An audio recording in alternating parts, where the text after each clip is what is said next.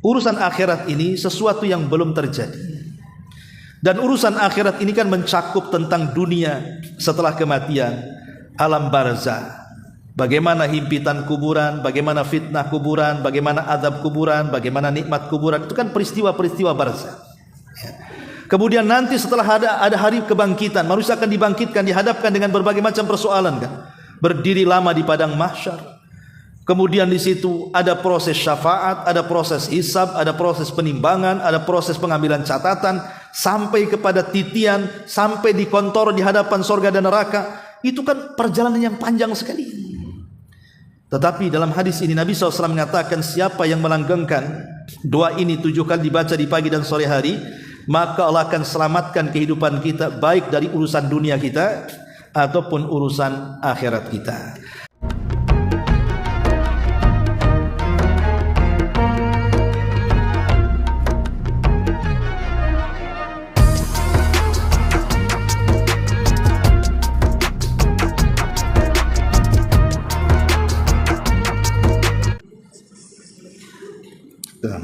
Bismillahirrahmanirrahim.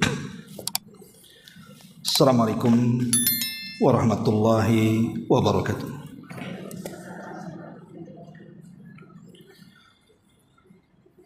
Alhamdulillahi rabbil alamin, arrahmanir rahim, wa bihi nasta'in, wa ala umurid dunya waddin, wassalatu wassalamu ala ashrafil anbiya'i wal mursalin Muhammadin wa ala alihi wa sahbihi ajmain, amma ba'd.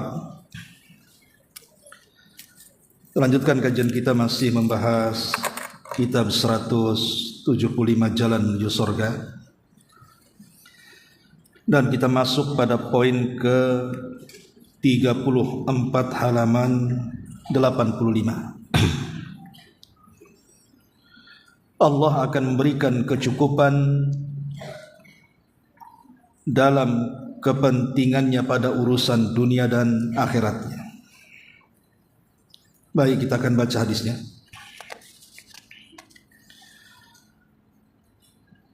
Nabi SAW bersabda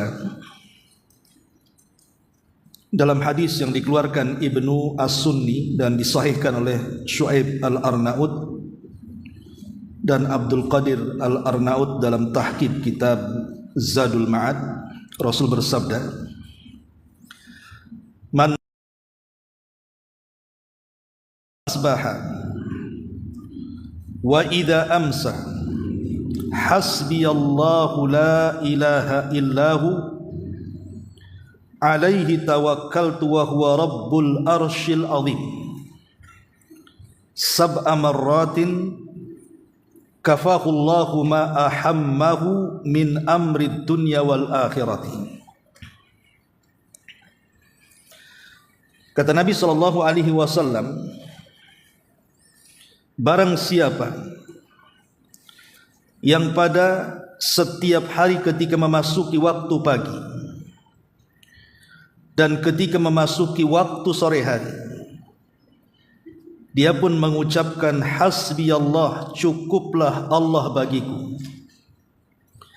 la ilaha illahu, tidak ada Rabb yang berhak disembah kecuali Allah, alaihi tawakkaltu, aku menyandarkan diriku kepada Allah, wa huwa rabbul arsyil azim, dan Allah adalah Rabb pemilik arsy yang agung. Sab'a marratin dibaca 7 kali. Kafahullahu ma ahammahu min amri dunya wal akhirah, maka Allah akan memberikannya kecukupan dalam keinginannya pada urusan dunia dan juga akhiratnya. Ma'asyiral muslimat rahimakumullah. Masih bicara soal zikir pagi dan petang, di mana Nabi SAW yang sangat-sangat pendek juga, tetapi faedahnya luar biasa. Nabi mengajarkan kepada kita kalimat hasbiyallahu la ilaha illahu alaihi tawakkaltu wa huwa rabbul arsyil azim. Ini pendek sekali. 50 kali ibu baca sambil duduk saja insyaallah hafal. Tetapi bukan dilihat pendeknya lafaz yang diajarkan Rasul kepada kita, tapi dalamnya makna yang terkandung pada lafaz ini dan manfaat besar bagi kehidupan kita.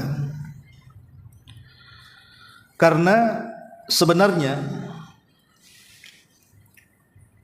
doa ini itu diambil daripada firman Allah Subhanahu wa taala, di mana ayat 20. Afwan, bukan surah Al-Furqan ayat 20, surah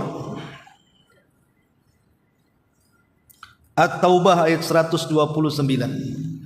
At-Taubah ayat 129. Dan itu di akhir-akhir surat, di mana Allah Subhanahu wa taala mengatakan fa in tawallaw faqul hasbiyallah la ilaha illahu alaihi tawakkaltu wa huwa rabbul arsyil azim. Persis lafadznya yang dicantumkan dalam Al-Qur'an At-Taubah 129 dengan hadis yang kita baca di sini. Lafadznya kurang lebih. Di sini Allah Subhanahu wa taala mengatakan dalam At-Taubah 129, fa in tawallaw, jika mereka berpaling wahai Muhammad, tidak mau menerima seruan, tidak mau menerima dakwah, tidak mau menerima tauhid, fakul, katakan, hasbi Allah, cukuplah Allah bagiku, la ilaha illah, tidak ada sesembahan yang berhak kecuali Allah. Allah lah aku menyandarkan diriku, wa huwa rabbul arsyil azim, karena dia Rabb, pemilik arsy yang agung. Surah At-Taubah ayat 129 ini ada cerita, Bu. Di zaman Abu Bakar Siddiq radhiyallahu an, kita tahu bahwa kalau kita menjelaskan biografi tentang siapa Abu Bakar Siddiq radhiyallahu an sepeninggal Nabi sallallahu alaihi wasallam, maka akan banyak biografi yang menceritakan soal peperangan. Karena Abu Bakar itu hidup dalam peperangan. Karena di masa dia itu banyak orang murtad, banyak orang yang tidak mau bayar zakat, bahkan banyak bermunculan nabi-nabi palsu. Makanya 2 tahun berkuasa Abu Bakar itu hanya perang saja ceritanya itu, memerangi orang-orang yang menyelisih Islam. Jadi ketika terjadi perang Yamamah, perang yang melawan si nabi palsu namanya Musailamah Al-Kadzdzab, dalam peperangan ini banyak orang-orang yang meninggal, khususnya orang-orang yang pakar Quran. Banyak sekali orang-orang pakar Quran meninggal dalam peperangan ini, sehingga membuat kekhawatiran Umar bin Khattab radhiyallahu an. Makanya kemudian setelah peperangan ini dimenangkan Abu Bakar, kemudian Musailamah Al-Kadzdzab terbunuh dalam perang ini, Umar datang kepada Abu Bakar dan mengatakan, wahai Abu Bakar, apa tidak sebaiknya kita mengumpulkan mushaf? Ya, di zaman itu memang mushaf tidak perlu dibukukan karena Quran ada di dada-dada para sahabat, umumnya mereka hafal Quran. Jadi belum ada hajat untuk itu. Kalau di zaman sekarang kan terbalik itu ya, yang hafal Quran sedikit, yang tidak hafal Quran banyak.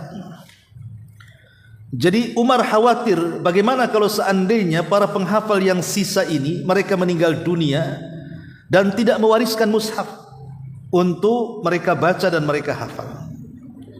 Abu Bakar ketika itu menolak karena hal itu tidak pernah dilakukan Nabi. Tetapi dengan semangat terus Umar mendesak sampai akhirnya hidayah masuk ke qalbu Abi Bakar dan Abu Bakar pun setuju. Kemudian Abu Bakar memerintahkan satu sahabat namanya Zaid ibn Thabit. Lah ketika Abu Bakar merintahkan Zaid ibn Thabit untuk mengumpulkan mushaf itu, Zaid pun sempat menolak karena Hal itu tidak pernah dilakukan Nabi. Akhirnya kemudian setelah Abu Bakar mendesak, hidayah pun masuk ke qalbu Zaid. Akhirnya Zaid pun mau mengumpulkan mushaf Al-Quran yang tercecer di tangan-tangan para sahabat. Mulailah kemudian Zaid datang ke sahabat satu persatu, minta catatan mereka. Ada sahabat yang mencatat cuma 1 surat saja, ada yang 3 surat, ada yang 4 surat. Macam-macam catatan para sahabat itu tergantung hadirnya mereka di majlis taklim Nabi. Ada yang dicatat di tulang, ada yang dicatat di kertas dari kulit-kulit yang disamak dan begitu seterusnya. Intinya Zaid kemudian meminta para sahabat untuk mengumpulkan catatan mereka. Tetapi Zaid ibn Thabit tidak memasukkan ayat-ayat di dalam mushaf Al-Quran kecuali dia sahabat yang diminta catatan itu mendengar langsung dari Nabi, bukan kata orang kemudian dicatat. Harus mendengar langsung. Dan ketika mendengar langsung dari Nabi harus ada 2 saksi. Kalau tidak ada 2 saksi tidak menerimanya. Begitu ketatnya pengumpulan Al-Quran di zaman itu. Akhirnya kemudian Zaid pun menghabiskan waktu-waktunya hanya mengumpulkan Al-Quran dari sahabat yang mendengar langsung dari Nabi dan dari sahabat yang memiliki 2 saksi ketika mendengar langsung dari Nabi. Maka terkumpullah Al-Quran itu. Masalahnya ada 1 ayat yang membuat bingung siapa Zaid ibn Thabit ini.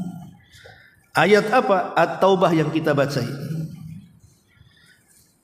di mana Allah Subhanahu wa taala mengatakan fa in tawallaw faqul hasbiyallah la ilaha illahu alaihi tawakkaltu wa huwa rabbul arsyil azim. Ini ayat Zaid ibn Thabit tidak mendapatkan sahabat yang mendengar langsung dari Nabi, tapi katanya sahabat yang lainnya. Tetapi dengan kesungguhan Zaid ibn Thabit ini, akhirnya kemudian Zaid ibn Thabit mendengar ada sahabat namanya Khuzaimah ibnu Thabit juga. Katanya dia mendengar ayat ini langsung dari Nabi. Datanglah kemudian Zaid kepada Khuzaimah ini dan berkata, wahai Khuzaimah, apakah engkau mendengar surah At-Taubah 129? Kata Khuzaimah ibn Thabit, ya, saya mendengar langsung dari Nabi SAW. Apakah engkau punya saksi? Minimalnya 2. Dia mengatakan saksi kecuali 1 orang. Tetapi kemudian Zaid ibn Thabit menerima persaksian Khuzaimah walaupun 1 orang. Kenapa demikian? Karena Khuzaimah ibn Thabit ini pernah disabdakan Rasul bahwa dia sama dengan 2 orang. Kapan itu? Saat peristiwa jual beli. Jadi Nabi SAW itu pernah hendak membeli seekor kuda dari seorang Badui. Sudah deal-dealan harganya, Bu. Oke, harga kudamu berapa? Anggaplah 100 juta. Oke, saya setuju 100 juta. Kira-kira kapan kudamu diantar, saya akan kasih uangnya. Kata Arab Badui, besok ketemu di tempat ini, sediakan uangmu, saya akan datang dengan kudaku. Tahu-tahu setelah besok si Badui ini tak datang. Rupanya kudanya ada yang nawar jauh lebih mahal dibandingkan yang ditawarkan Nabi. Berkhianat dia, padahal sudah deal-dealan, sudah jadi. Tapi karena ada yang menawar lebih tinggi, dijual pula sama orang. Jadi setelah beberapa hari Rasul pun mendatangi si Arab Badui itu. Kemana kemarin? Saya tunggu, katanya kau mau bawa kudamu. Mengatakan, tidak, aku tidak pernah berjanji kepadamu, katanya. Kurang ajar itu Arab Badui ini, ya. Kemudian kata Rasul, bahkan kau sudah berjanji. Kata Arab Badui, enggak, aku enggak berjanji, katanya. Akhirnya kemudian saling berkilah. Debatan Rasul dan Arab Badui itu ada Khuzaimah ibn Thabit tadi, dan mengatakan bahwa sesungguhnya aku bersaksi bahwa engkau wahai Badui sudah melakukan transaksi dengan Nabi. Nabi tiba-tiba melirik Khuzaimah. Ya Khuzaimah, apakah engkau hadir sewaktu aku melakukan transaksi dengan Arab Badui? Kata Huzaimah, tidak. Kenapa kau mau jadi saksi padahal kau tidak hadir? Kata Huzaimah, karena aku sangat yakin dan beriman kepada Rasulnya bahwa engkau di pihak yang benar dan si Badui itu di pihak yang salah. Dari situ Rasul memuji Huzaimah dan mengatakan, engkau wahai Huzaimah bagaikan dua saksi. Walaupun dia sendirian tapi seolah-olah dia dua orang. Makanya dari sini Zaid ibn Thabit mengambil persaksian Huzaimah ini, walaupun tidak ada saksi kecuali dia, tetap diambil ayat yang ia dengar dari Nabi SAW, kemudian dicantumkan dalam mushafnya. Surah At-Taubah ayat 129 ini. Setelah kemudian dikumpulkan mushafnya, kemudian diletakkan di rumah Abu Bakar sampai meninggal Abu Bakar, dipindah ke rumah Umar. Umar meninggal, dipindah ke rumah Hafsah.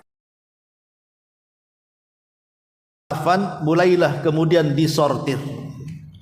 Mana ayat-ayat yang disepakati dimasukkan ke dalam mushaf, mana ayat-ayat yang diperselisihkan maka disisihkan di tempat lain. Kemudian dibakar oleh Utsman ayat-ayat yang diperselisihkan supaya jangan ada konflik bacaan setelahnya. Maka kemudian jadilah di zaman Utsman satu mushaf yang disebut dengan mushaf imam atau mushaf Utsmani, yang kita kenal hari ini dengan mushaf Al-Quran itu. Itu jasa daripada siapa? Utsman Ibn Affan, sehingga kita memiliki mushaf yang disepakati bacaannya dan yang terakhir dibaca Nabi sallallahu alaihi wasallam. Jadi kembali bahwa surah At-Taubah dengan doa yang kita pelajari di sini itu mirip. Mirip sekali lafadznya. Ketika mirip lafadznya, secara otomatis juga banyak faedah yang kita akan petik dari doa ini. Baik, kita akan mengambil faedah daripada isi doa ini. Di sini Nabi SAW mengajarkan kepada kita sebuah doa yang kita dianjurkan membaca 7 kali di waktu pagi dan 7 kali di waktu petang. Faedahnya kata Rasul, kafahullahu ma ahammahu min amri dunya wal akhirah. Kalau kita baca 7 kali di waktu pagi, kita baca 7 kali di waktu sore, maka Allah akan mencukupkan dari seluruh keinginan-keinginan dunia kita dan keinginan-keinginan akhirat kita. Begini Bu, sering saya katakan berulang-ulang, Allah Subhanahu wa taala berfirman, wa tilkal ayyam nudawiluha bainan nas. Yang namanya hari itu pasti diputar. Hari itu akan datang silih berganti kepada kita. Terkadang kita senang, tapi nanti akan datang susahnya juga. Terkadang kita tertawa, nanti akan datang juga tangisan juga. Hari itu berputar antara tawa dan tangisan, bahagia dan susah. Itu pasti. Cuman kita tinggal nunggu antrian saja. Sekarang ibu tertawa, ada antriannya ibu menangis. Sekarang ibu bahagia, ada antriannya lah, nanti ibu susah. Dan namanya susah itu kan sebabnya macam-macam. Terkadang susah karena faktor ekonomi, susah mencari lowongan pekerjaan, akhirnya berimbas kepada susah makan, susah minum, susah tempat tinggal, dan begitu seterusnya. Atau boleh juga susah itu karena faktor kesehatan. Dulunya sehat, akhirnya sakit. Karena orang sakit itu kan tidak enak. Jangankan sakit parah, kita bangun saja, biasanya usia-usia 40 tahun ke atas, itu kalau bangun di pagi hari sehat semua, pinggang kiri, pinggang kanan sakit, itu udah gak seneng tuh, udah macam-macam otak kita itu.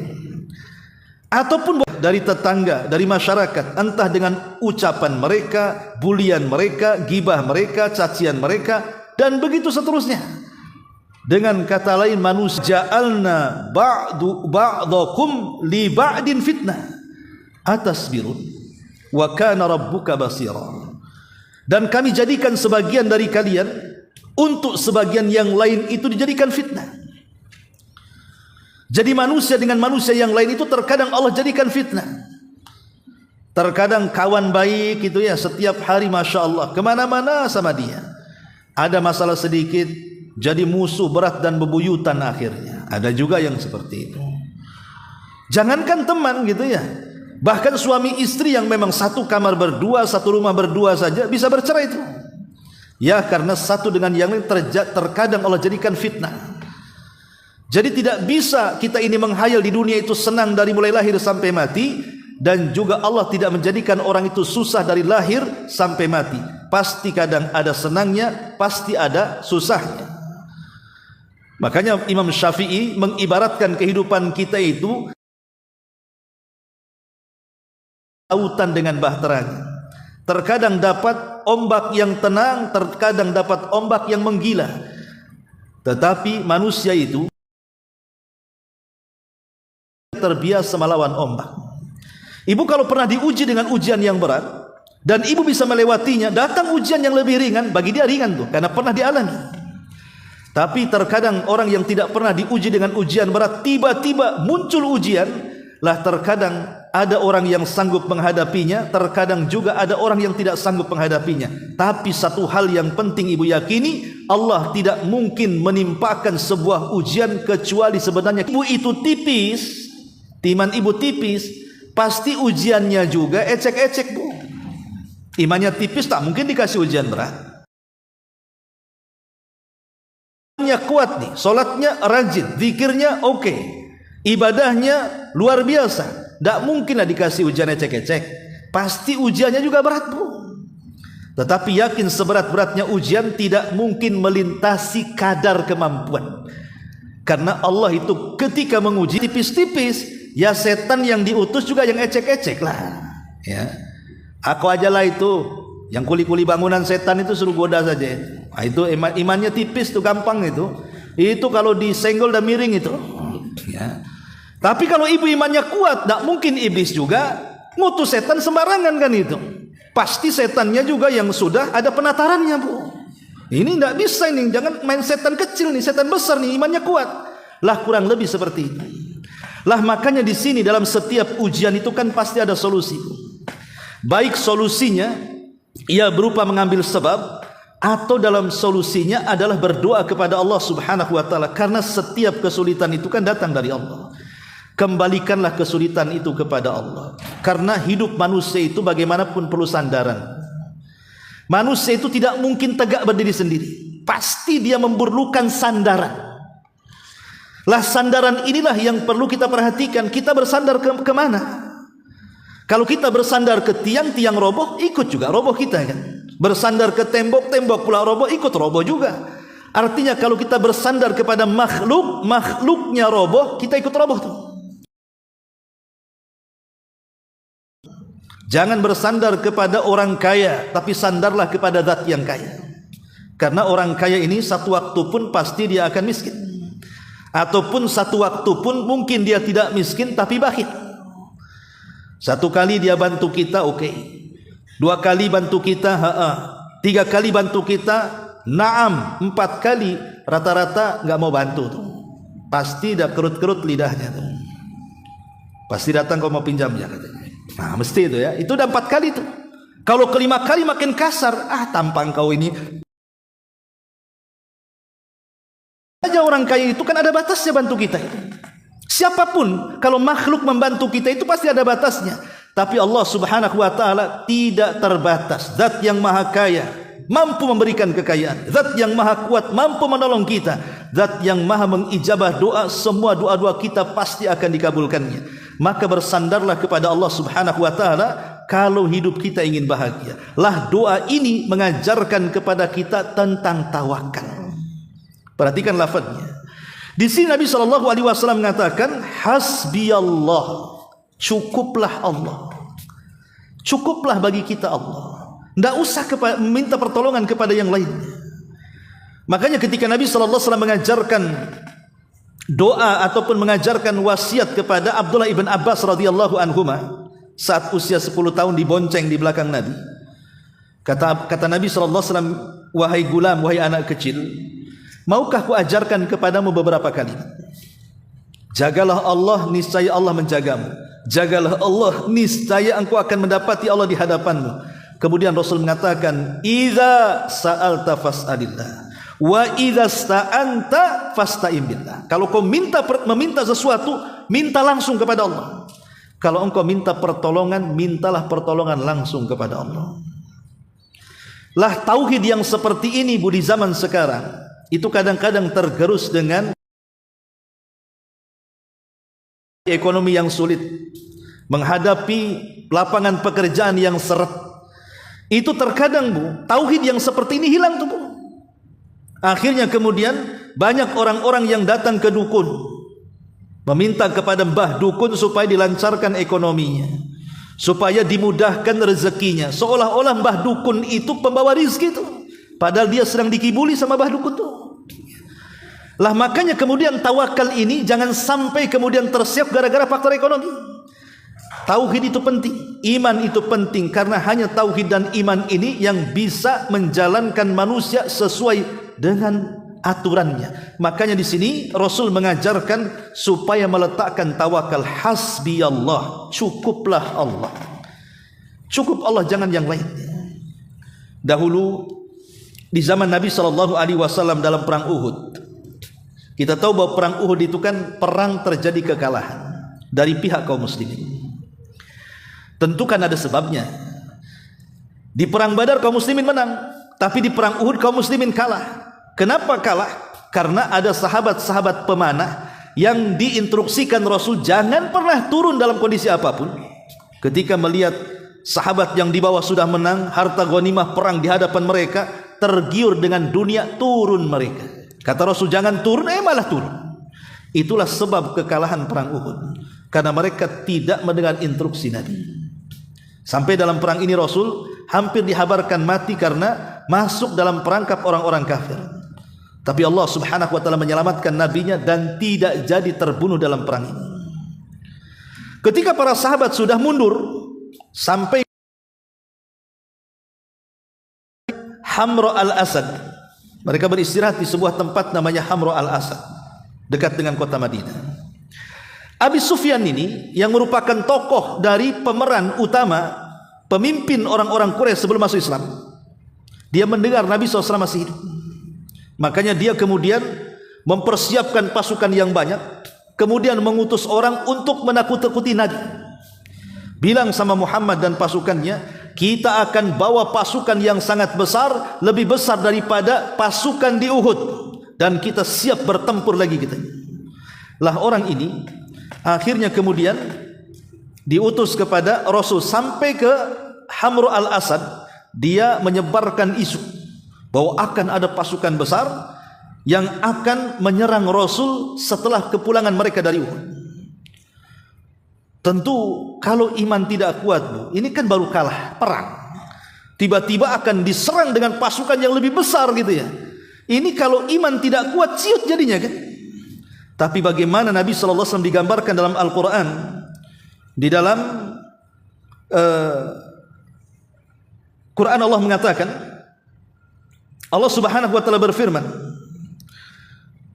ketika Allah Subhanahu wa taala menjelaskan bahwa qala lakumun nasu innan nasa qad jama'u lakum, ketika manusia berkata kepada mereka sesungguhnya manusia telah berkumpul untuk menyerang kalian, fahsyauhum, takutlah kalian. Tetapi apa yang terjadi? Fazadahum imanan. Tapi Rasul SAW mengajarkan kepada para sahabat untuk menaikkan iman. Dalam kondisi seperti ini tidak boleh jatuh imannya. Maka di sini ada faedah Bu. Umpamanya ibu sedang diberikan ujian, entah dengan ekonomi, entah dengan kesehatan, entah dengan keluarga, entah dengan tetangga. Maka yang pertama ibu lakukan, jangan menjatuhkan iman saat di tengah kesulitan.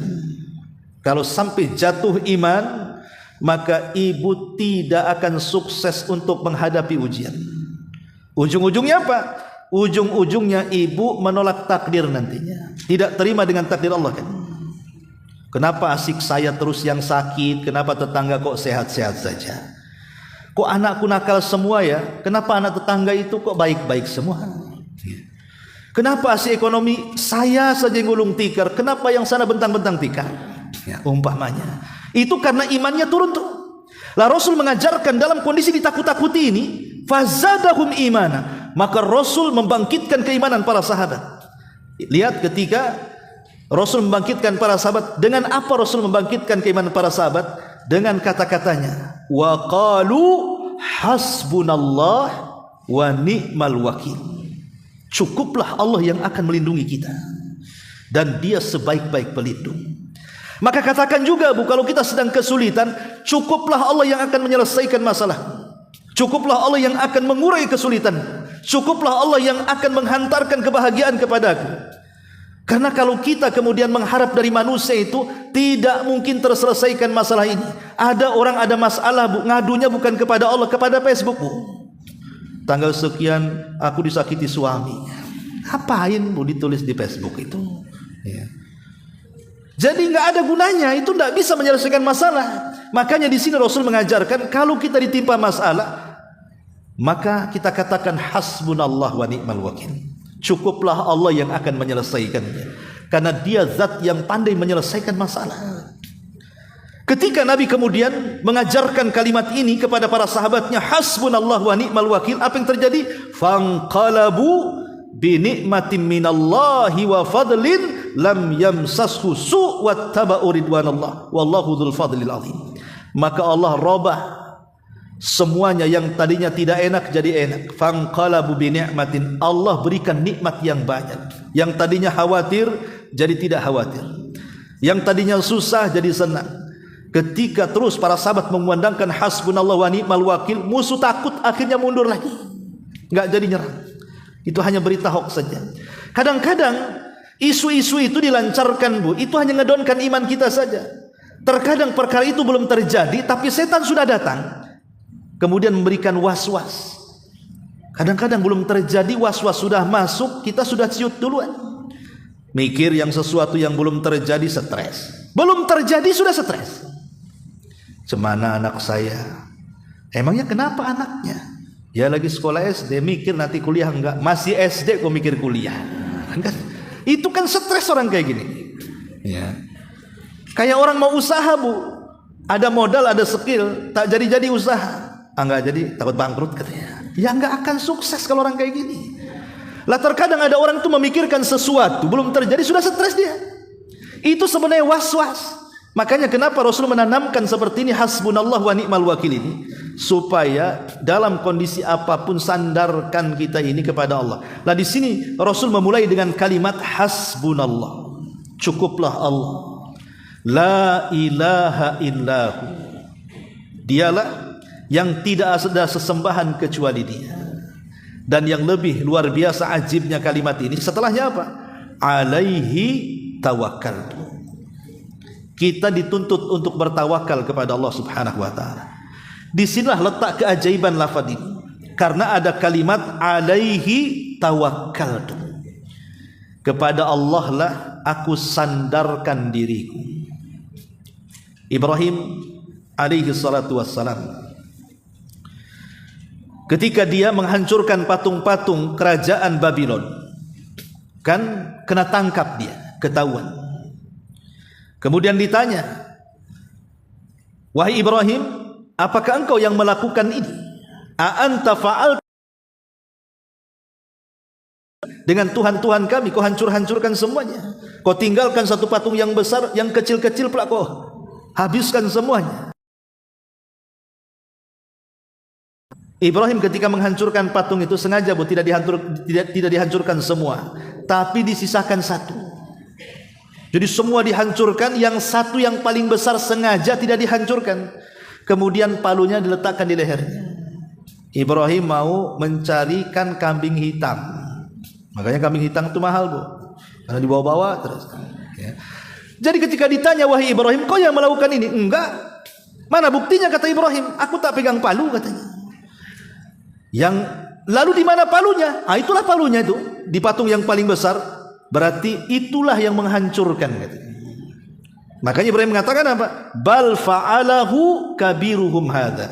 Yang melakukan itu itulah tuh patung yang gede itu, bukan aku katanya. Sambil apa namanya, jempolnya menunjuk dirinya gitu ya, jarinya menunjuk patungnya. Maksudnya itu di jempol ini yang melakukan. Kenapa jempol Bu? Sebab kalau ini gagang palu Bu, kita pegang seperti ini nggak akan kuat Bu. Tapi kalau jempolnya begini pasti kuat, ya kan? Maksud Ibrahim itu jempolku nih yang melakukan. Cuman telunjuknya itu ke arah patung, itu namanya tauriyah. Bukan dusta, itu tauriah namanya. Ya, walaupun itu dusta juga sebenarnya. Makanya sebab itulah Ibrahim tidak bisa memberikan syafaat pada hari kiamat karena berdusta dalam masalah itu. Ya. Jadi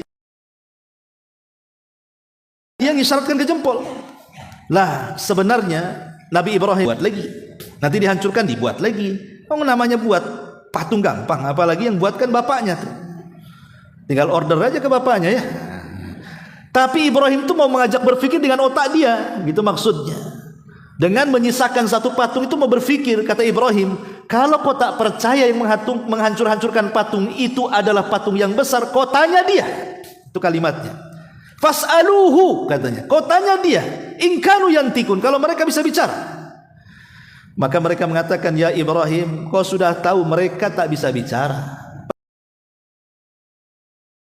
Di sini sebenarnya kalau akal orang-orang musyrik di zaman Nabi Ibrahim itu berpikir, macam mana Tuhan yang disembah tidak bisa bicara, tidak bisa mendengar, tidak bisa berpikir, macam mana disembah? Ibrahim berpikir ke situ sebenarnya. Tapi mereka sudah tertutup hatinya sehingga mereka tidak bisa membantah hujah Ibrahim. Akhirnya mereka pun berhujah dengan kekerasan. Tangkap Ibrahim, bakar dia. Akhirnya kemudian Ibrahim pun dieksekusi, bakar.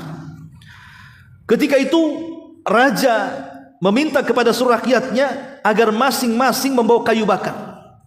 Sampai semua rakyat Babil itu senang. Ya, mereka tidak ada yang keberatan membawa kayu bakar itu. Sampai ada seorang wanita hamil itu bernazar gitu ya. Saking senangnya membawa kayu bakar untuk membakar Ibrahim karena sudah menghancurkan patung-patung mereka. Akhirnya kayu pun terkumpul, mulailah api dinyalakan, tinggi lebih tinggi daripada istana. Orang bingung, Ibrahim gimana cara melempar ke api ini? Kan apinya besar, kita dekat-dekat rumah kebakaran aja nggak berani. Akhirnya mereka berpikir akan dilempar dengan manjani ketepel besar tuh, Bu. Taruh sini bung gitu ya. Disitulah Ibrahim kemudian diikat, dimasukkan ke. Saat lemparan itu antara ketepel dengan api itu, Bu. Disitulah para malaikat datang. Jibril datang, Mikail datang, semua malaikat datang menawarkan kepada Ibrahim. Kata Jibril, wahai Ibrahim, mintalah pertolongan kepadaku, katanya. Aku bisa saja kemudian meniup api itu supaya padam. Kata Israfil mengatakan, kata Mikail mengatakan, aku akan kirim hujan sebanyak-banyaknya untuk memadamkan. Semua malaikat menawarkan, tapi Ibrahim mengajarkan tauhid kepada kita. Apa kata Ibrahim? Amma ilaikum fala wa amma ilallahi fabala. Adapun aku harus meminta pertolongan kepada kalian. Oh tidak, kata Ibrahim, enggak mau. Wa ni'mal wakil, ni'mal maula, wa ni'man nasir. Inilah kata-kata Ibrahim sebelum masuk ke dalam api itu. Hasbunallah, cukuplah Allah. Ketika ucapan ini selesai saja Ibrahim mengucapkan, turun wahyu dari langit. Kul ya naru kuni bardan wa salaman ala Ibrahim. Katakan wahai Ibrahim. Bayangkan kalau ayat ini titik sampai di sini, Bu. Jadilah wahai api dingin, satu dunia api akan dingin. Gak bisa juga ngopi Bapak tuh kalau api jadi dingin semua. Tapi ayat ini kan tidak titik sampai di sini, ada komanya. Jadi perintah Allah kepada dinginlah, selamatkan Ibrahim. Maka api itu menjadi dingin, akhirnya menyelamatkan Ibrahim. Dari sini kita tahu bagaimana Ibrahim mengajarkan kepada kita tawakal yang kuat. Akhirnya dengan tawakal itu Allah selamatkan Ibrahim. Maka siapapun manusia dalam kesulitan, apapun yang ibu hadapi, kalau ibu betul-betul bertawakal kepada Allah, pasti Allah akan mencukupkan keinginan kita. Lihat, ketika Nabi SAW mempermisalkan dengan seekor burung dalam bab tawakal, apa kata Nabi? Lau antum tatawakkaluna 'ala Allah haqqa tawakkuli la ruziktum kama yurzaqut tayr. Kalau kalian benar-benar tawakal kepada Allah, kata Rasul, maka kalian akan diberikan rizki seperti rizki seekor burung. Burung ini, Bu, adalah satu dari sekian keajaiban ciptaan Allah. Walaupun dia kecil, tetapi kita lihat coba burung yang sedang terbang tuh. Burung kalau terbang itu sayapnya tidak pernah dikepak-kepakkan. Dia hanya gini saja. Gini saja dia. Cuman sekali-kali kadang-kadang mengetuk begini. Kalau capek dia gini, ya kan? Nanti dia gini lagi. Tapi tidak pernah gini terus dia. Ya. Nanti ekornya itulah yang menentukan arah. Kata ekornya ke kanan ya dikepotkan ke kanan ya. Kata ekor ke kiri jadi ekor itu berfungsi untuk kemana arah terbang. Ya. Jadi sayap itu hanya keseimbangan saja, tapi tidak pernah dikepakkan ya, diam saja gini. Mungkin sekali-kali capek diketupnya, kemudian gini lagi. Tapi subhanallah, ketika dia mengetupkan seperti ini, ada ibu lihat burung jatuh? Nggak ada. Ya. Padahal kan kalau ketika seperti ini kan nggak berfungsi tuh sayapnya kan. Tapi tidak jatuh pula tuh si burung itu. Coba lihat pesawat, kalau sayap jatuh dia. Tapi burung enggak dia, padahal sayapnya lagi begini tuh, enggak jatuh juga itu. Lah itulah keajaiban Allah Subhanahu wa taala. Tapi yang lebih ajaib itu, Bu, semua binatang itu diberikan pandangan, diberikan mata ya. Tapi tidak ada mata binatang seawas burung. Ini menurut ahli burung ya. Jadi tidak ada binatang seawas burung, Bu. Memang cermat betul dia. Dia tahu posisi rizkinya di mana. Karena kan memang dia dianugerahi bisa melayang di atas. Ya. Jadi matanya itu padahal dari atas, Bu, nampak. Kita saja naik pesawat, Bu, baru beberapa kaki di atas lautan itu. Tengok bandar itu kecil kan itu, Bu. Apalagi orang yang nggak nampak bandaranya, nggak nampak. Artinya kan posisi makin atas itu makin nggak kelihatan. Tapi memang Allah berikan kecermatan burung, dia bisa lihat dulu. Di mana ulat yang akan dimakan dia tahu. Di mana biji yang akan dimakan dia tahu. Di mana ikan itu yang akan dimakan dia tahu. Dan subhanallah hebatnya burung, dia kalau hendak mencari rizki dan sudah kelihatan, jarang lepas rizkinya, jarang meleset, Bu. Kalau orang bisa meleset, ibu nih jualan gorengan, tahu-tahu ada yang order, bisa nggak besok buatkan 100.000 gorengan umpamanya. Udah dicapek telepon, tak jadi katanya. Apakah sakit hati tuh? Ya. Setelah besok datang, mana pekerjaan? Oh enggak usah, udah ada orang. Itulah manusia. Tapi Allah berikan burung itu tidak pernah meleset kalau dapat rizkinya. Dan yang lebih hebat daripada itu, jadi kalau mamanya dia melihat ada satu makanan, maka dia tidak mungkin mengambil sendiri. Dia akan bersiul mencari kawan-kawannya. Berarti di situ akan banyak makanan. Jadi ibu tuh, ibu kalau dapat rizki sembunyi di kamar ya. Tapi kalau hilang rizkinya ngeluh ke kawannya, susah saya katanya. Kenapa waktu susah ngeluh? Waktu senang aja tak keluar. Lah ini hebatnya burung di situ. Kenapa kemudian burung itu sehebat itu? Makanya kenapa Rasul mencontohkan burung di situ. Bayangkan burung itu, kata Nabi, yagdu himalsan. Yagdu itu maksudnya keluar pagi-pagi buta. Habis subuh itu burung sudah bangun tuh. Karena Rasul mengibaratkan yagdu, berpagi-pagi. Maknanya kalau kita hendak cari rizki, ikuti burung. Pagi-pagi jangan tidur gitu maksudnya. Dalam kondisi lapar, tapi pulang kok bisa dia kenyang tuh. Itulah tawakal namanya. Tawakal, tetapi bukan hanya sekadar tawakal itu doa. Burung itu kan umat yang bertasbih. Tidak cukup dengan bertasbih, dia pun mencari. Itulah yang disebut dengan akhdhu bil asbab. Doa saja tidak cukup, tapi mencari sebab ya bergerak. Ya. Sebab kalau umpamanya ibu ini masuk ke masjid, dari pagi sampai malam gak keluar, terus diangkat tangannya sampai pegal ketiaknya. Ya Allah, berikan saya rumah, berikan kendaraan, sampai kiamat pun gak akan. Islam itu doa tidak cukup, harus mengambil sebab. Lah sebab itulah bekerja. Ya sebab itulah kemudian tanam modal, tanam apa dan begitu seterusnya. Intinya bahwa di sini wa huwa rabbul arsyil azim, dan dia adalah Rabb, pemilik arsy yang sangat agung. Lihat Rasul mencontohkan dengan arsy. Kenapa? Karena arsy itu makhluk Allah yang paling besar. Makhluk yang pertama diciptakan oleh Allah adalah arsy. Dan arsy lah makhluk yang paling besar dari semua makhluk yang Allah ciptakan. Kalau seandainya langit, bumi dan kursi itu disatukan, kemudian dibandingkan dengan besaran arsy Allah, sama dengan ibu letakkan cincin di padang pasir. Cincin itulah langitnya, buminya, kursinya. Arasy itulah padang pasirnya. Macam mana yang menciptakan arasy? Allahu Akbar. Allah lebih besar dibandingkan makhluknya. Artinya kebesaran Allah Subhanahu wa taala menjadikan kita yakin bahwa kita mampu dan kita bisa mewujudkan cita-cita kita dengan meminta kepada kebesaran Allah Subhanahu wa taala, karena Dia besar zatnya, besar sifatnya, besar segala-galanya. Dia zat yang maha kaya, Dia bisa memberikan rezeki kepada kita. Dia zat yang maha kuat, bisa membalaskan orang-orang yang mendolimi kita. Dia maha luas kasih sayangnya, sebesar apapun dosa pasti Dia akan mengampuninya, dan begitu seterusnya. Jadi Dia adalah Rabb pemilik arasy. Kalau Dia adalah Rabb makhluk yang paling besar, berarti juga Dia Rabb selain daripada itu. Wong yang besar saja Dia Rabbnya, apalagi yang lebih kecil dibandingkan arasy-Nya. Baik, ya, sebagaimana biasa kan ini doa, kita baca dulu Bu, biar kita baca 3 kali, mudah-mudahan Ibu bisa hafal. Baik, ikuti. Hasbiyallahu la ilaha illahu alaihi tawakkaltu wa huwa rabbul arsyil azim. Sekali lagi, hasbiyallahu la ilaha illahu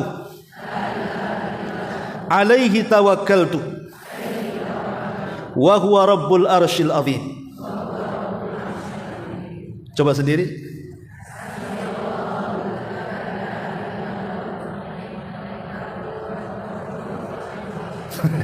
Lihat apa hafalan Bu? Nggak apa-apa, lihat dulu, nanti di rumah baru dihafal. Sambil jalan pulang insyaallah hafal. Ya. Kemudian kata Nabi SAW, sab'a marratin, dibaca 7 kali. Kafahullahu ma ahammahu. Allah akan cukupkan apa yang membuat dia stres dari urusan dunia dan akhirat. Lihat, urusan akhirat ini sesuatu yang belum terjadi. Dan urusan akhirat ini kan mencakup tentang dunia setelah kematian, alam barzah, bagaimana himpitan kuburan, bagaimana fitnah kuburan, bagaimana azab kuburan, bagaimana nikmat kuburan. Itu kan peristiwa-peristiwa barzah. Ya. Kemudian nanti setelah ada hari kebangkitan, manusia akan dibangkitkan, dihadapkan dengan berbagai macam persoalan kan. Berdiri lama di padang mahsyar. Kemudian di situ ada proses syafaat, ada proses hisab, ada proses penimbangan, ada proses pengambilan catatan, sampai kepada titian, sampai di kontor di hadapan sorga dan neraka. Itu kan perjalanan yang panjang sekali. Tetapi dalam hadis ini Nabi SAW mengatakan, siapa yang melanggengkan doa ini 7 kali dibaca di pagi dan sore hari, maka Allah akan selamatkan kehidupan kita, baik dari urusan dunia kita ataupun urusan akhirat kita. Wallahu a'lam bishawab. Ini diantara keterangan singkat dari poin ke-34. Baik, sampai di sini. Sebelum saya tutup, kalau ada yang bertanya silakan. Kalau tidak kita tutup.